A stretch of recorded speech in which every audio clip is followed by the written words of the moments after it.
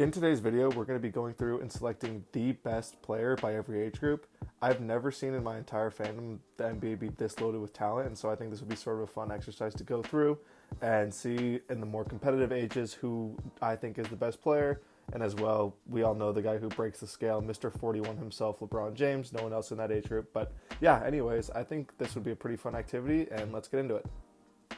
This might honestly be the most young talent that's ever been in the league at one time. And to kick it off, we're going to start with 19-year-old Cooper Flag. As far as the honorable mentions for the 19-year-olds, I got Jeremiah Fears, Ugo Gonzalez for the Celtics, and Dylan Harper for the Spurs. But Flag has just been a tier above all these guys. There's a reason he's in the 1-2 for Rookie of the Year with Conca, and he actually reclassed to be 19, so he's already had his birthday. He came into the league at 18 years old. What he's been able to do as a teenager in the league is remarkable, averaging over 20 points a night. We're not seeing this from anyone else at this age. I think this is a no-doubter for Cooper Flag at the best at 19. For my age 20 player, I'm going to have Conca out of Duke, Cooper Flag's running mate last year. Knipple's been absolutely lighting it up. He's putting the league on notice, averaging 19 a night on 44% from three. There's really no one even in the 20s who I would consider a rival to him. You have VJ Edgecombe, you got Richesay from the Hawks, and you got Ron Holland.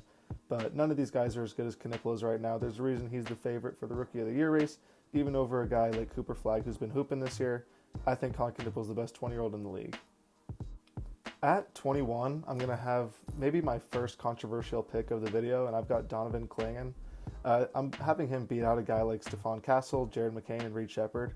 And I know a lot of people would probably take Stephon Castle here. I just think the value that Clingan's been providing for Portland on defense this year that's outperformed expectations when he's surrounded with guys like Denny Avdija and Scoot Henderson and Shaden Sharp, who really aren't that good of defenders, and anchoring them down low has been more valuable than what Stephon Castle's been averaging, especially when you consider that Stephon Castle's doing it with maybe less efficiency and maybe isn't as good as a guy like Dylan Harper, but is getting it because of his Rookie of the Year honors and how, the coaching staff has really enjoyed how he's been playing. But I think Clingan, player for player, is better, and I think I'd rather have him as my best player at 21. Now at 22, this one's pretty obvious. It's going to be Victor Wembanyama. I mean, as long as he's alive and playing in the league, he will be the best player at his age, even better than guys like Jalen Duren, Shaden Sharp, and Brandon Podziemski. I mean, this guy's just a 7'5" monster in the paint who is a little bit better on offense. He's developing every year. He's still taking a little too many jump shots for what I would like. But, I mean, the ability for him to get 4 blocks a night, be the anchor, probably with the potential to be the greatest defensive player you've ever seen, while at the same time maybe going to get coach shots if he can improve his offensive game a little bit. Wembanyama is no doubt the best 22-year-old in the league. Now at 23, another take that might be controversial to some people, I'm going to have Chet Holmgren as the best player at this age. I'm going to take him over Alperen Sengun and Paolo Banchero from his same draft class, actually the number 1 pick from his draft class. I think what Chet's been providing for the Thunder on the defensive end, again, has just been light years ahead of what guys like Sengun and what Banchero can do, while at the same time being a factor on the offensive end. He doesn't have to be the engine of the team. They've got SGA, but he's able to play his role. He's been able to shoot the 3-ball well this year. He's able to catch lobs, put it on the deck a little bit when he has to. I think that what he provides is more important than what a guy like Sengun or what a guy like PB and OJ can provide for them. As I was saying before, as far as the league's young talent being as good as it ever has been, I don't think there's an age that exemplifies this better than age 24. You've got guys like Anthony Edwards, Evan Mobley, Cade Cunningham, and Scotty Barnes. From this list, for me, it's Anthony Edwards. I think what he's able to do since he came into the league, he has the playoff success when he was 22 and 23, now age 24. He can score the ball with the best of them. His roster construction has been a little bit questionable at best. I mean, he had Mike Conley as his point guard for the first couple years. Now he's really being the primary ball handler for Minnesota, and he's been excelling in that role, averaging almost 30 points a night. I think for me, it's him. I think I'll take him over Cade Cunningham, who I think has been a little bit more hit or miss this year. I know he's been getting MVP shots, but I think it's a little premature. And Evan Mobley, even though he's got the Defensive Player of the Year, I think what Anthony Edwards is able to bring every single night has been more impactful, and I think he's the best player at age 24. At 25 here, I'm going to have Tyrese Maxey of the Philadelphia 76ers. Maxey's been a real reason why Philadelphia has been even in the playoff contention this year. I mean, without him, who knows where they would be with Paul George being suspended and just terrible at this point. Joel Embiid's knees being barbecue chicken. I think that they really needed a guy like Maxey to step up. I mean, he's also leading the league in minutes played a night, which is added on to his allure, and I have him here beating out guys like Denny Avdija and Zion Williamson, who have been injured a little bit this year. You have an argument that Zion might be the better player overall, but his reliability concerns are really bringing him down here. I mean, if he was healthy his whole career, watch out. He'd probably be one of the best players in the league, but that's not how his career has really panned out, and for that reason, I've got Maxey here at 25. At age 26, we're going to have the LA fatty himself, Luka Doncic. Jokes aside, I know that he's been getting a lot of hate this year, but he's still averaging 32.5, 8.5, and 7.5, which are just all-world numbers. It's just for Luka standards. This has sort of become the average for him. And he's beating out guys like Jaren Jackson Jr., Emmanuel Quickley, and Anthony Simons. So it's not the most competitive age group, but at the same time, there's only a handful of people on the entire planet who would be competing with him for a spot here. Luka's been so good ever since he came into the league. He's been carrying the Lakers to a record that I did not think they were going to get to, but with him playing so well, they've been a legit playoff team, and for that reason, he's my best player at age 26. Now, at the 27 spot, we're going to have the reigning MVP, the best player currently in the world, in my opinion, Shai Gilgeous-Alexander. I was a long-time hater of Shai. I thought he was a free throw merchant. I thought he was a whatever you call it, but this guy's just so dominant. Every time that he shoots the ball, I'm assuming it's going in. He's averaged 20. He scored at least 20 points in over 100 straight games, something that hasn't been done since Wilt Chamberlain. I could hate on this guy, but there's really no point. He is so good. He's been so good for the past few years, and his progression has been something incredible to watch, something we've never seen before. He's better than guys like Michael Porter Jr., Desmond Bane, and Jared Allen. I think he's comfortably got this age as the best player, and I think he is the best player in the world. At 28, for me, this is going to be Bam Adebayo, another one of these pretty competitive age ranges where you've got guys like Jamal Murray, Brandon Ingram, De'Aaron Fox.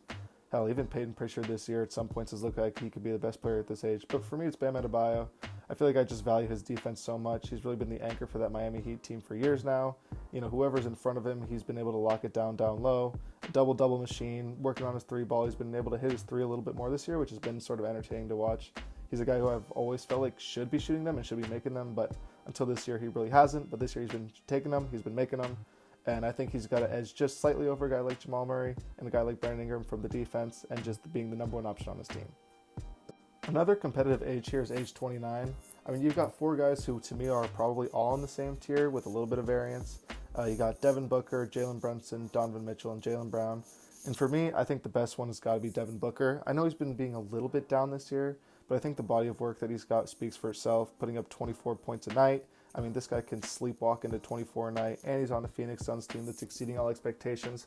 I could put Jaylen Brown here or Donovan Mitchell, but I feel like they both just have better units around them than what Booker's got, and I feel like Booker in a loaded West has been really able to bring the Suns to relevancy, and I think that means something. So for me, I got Devin Booker as the best 29-year-old in the world.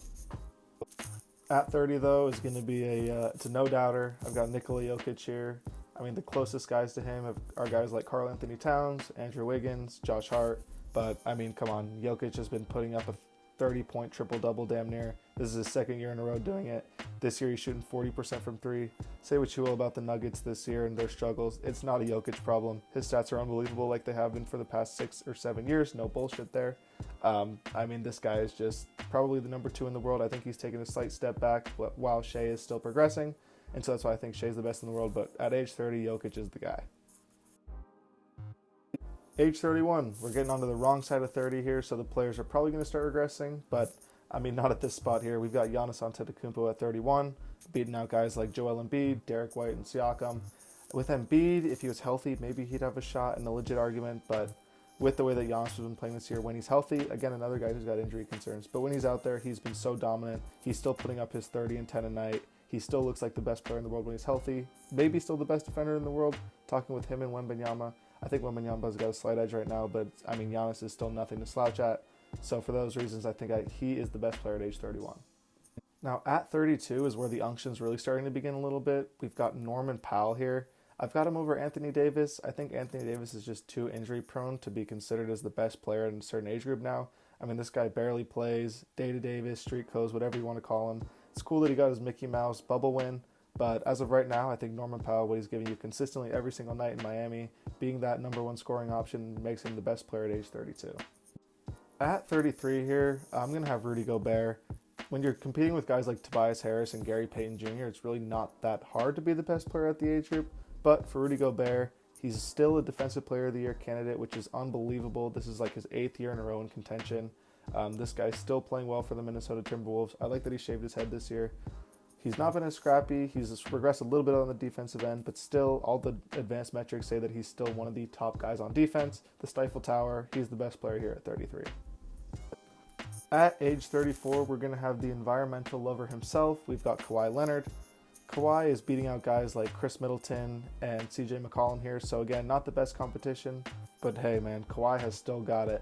Every time I'm watching this guy play, he's still got that aimbot activated on his goddamn robot settings or whatever he's got. He's got that super stiff looking dribble. I mean, he had such a great all-star game performance. I know it doesn't mean that much, but it's showing that he's still got it. He can still clamp up on defense when he has to. His biggest concerns are just the off-the-floor stuff and, of course, his injury concerns. You couldn't talk about Kawhi without bringing up the injuries. But as far as just a pure basketball player, I think he's still the best player at age 34. At 35, it's actually another surprisingly competitive group. They're not as talented as some of the younger guys, maybe the 29-year-olds, but you got Drew Holiday, Nikola Vucevic, Draymond Green, and Paul George. For me, it's going to be Drew Holiday. I still like what you're getting on him on the defensive end every single night. I guess you could argue the same thing with Draymond Green, but Drew Holiday still got that three ball. Draymond Green is sort of just running around out there on offense, setting the screens, doing his Draymond Green bullshit. But Drew Holiday, I feel like he's more able to play within the flow of an offense. I wish he wasn't in Portland right now so he could be on a legit contender and people could really watch him play. But I still think he's got it at least enough to be the best player at this age group, and he still edges out the other guys. At 36 here, I'm going to go James Harden. I think Jimmy Butler would have had a legitimate opportunity to be the best player of this age group, but he popped his ACL, unfortunately. I also think DeMar DeRozan, but again, he's just been sort of rotting in Sacramento, taking as many shots as he wants to, which is pretty funny. But James Harden, still a legitimate point guard, and I think he could be the point guard for this Cavs team to make a legitimate run. I hope that the defense works out with him and Donovan Mitchell, but from the games I've seen from the Cavs, I mean, hey, they just won tonight. They looked good. I know Donovan didn't play, but James Harden still's got it. And I think this Cavs team could be legit, in a big part because they've got the best 36-year-old in the world and James Harden on the team. Funny enough, the age 37 spot is actually going to be a pretty competitive one. It's going to be between Kevin Durant and Steph Curry. And I'm going to give the edge to Kevin Durant just because of his availability. I saw he's like top 5 in the league in minutes per game at age 37, which is just unbelievable. And sort of goes to show just how much the Rockets are hanging on by a thread that they need him to play this many minutes. But for me, Kevin Durant still has the unstoppable mid-range, can get to his spots whenever he likes.